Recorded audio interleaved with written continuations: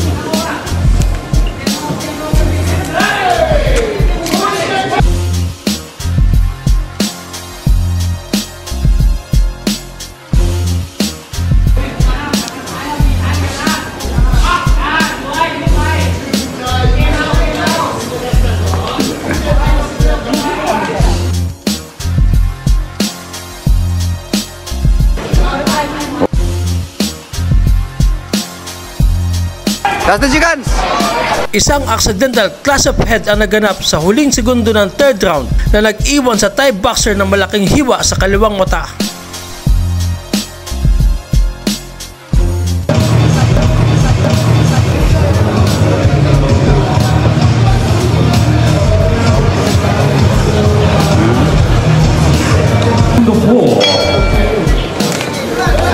Sa pang-apat na round ay binaliktad ni Dave Apolinario ang tempo ng laban. Nagawa mo patumba ang Thai boxer. Hindi na sinayang pagkakataon. Maingat na sinukat ang kalaban hanggang makapagpatama na isang solid uppercut. Bumagsak sa canvas at itinigil na ng referee ang laban. Panoorin natin.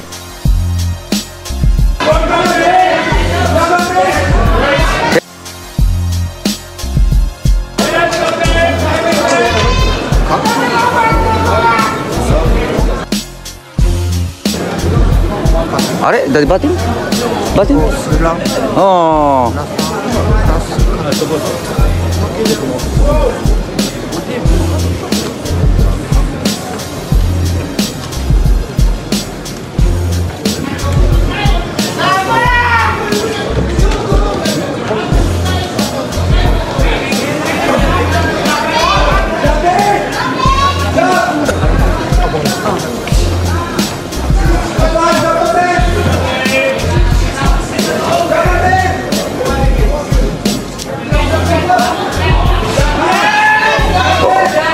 Rounds pa man ni pre. Nice! Ah! Hey! Yeah! Woo! I like bansa.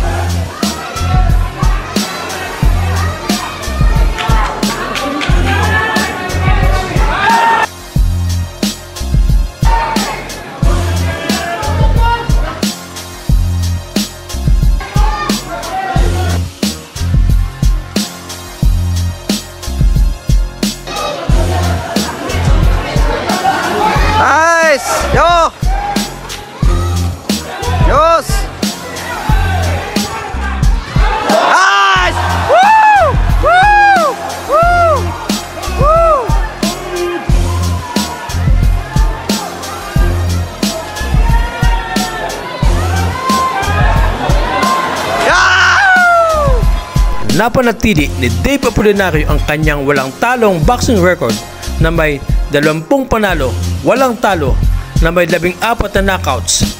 Dahil nga sa impresibong panalo ni Dave Apolinario ay maaaring makakuha ng title shot sa WBA na nangunguna sa ranking habang pangatlo naman sa IBF.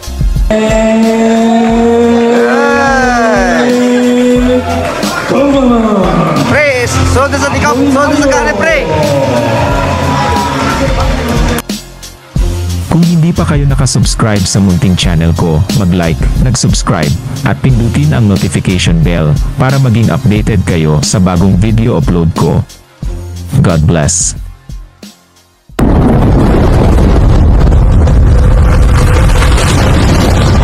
Please like and subscribe to keep you guys updated with the Pinoy boxers that I'm going to feature next.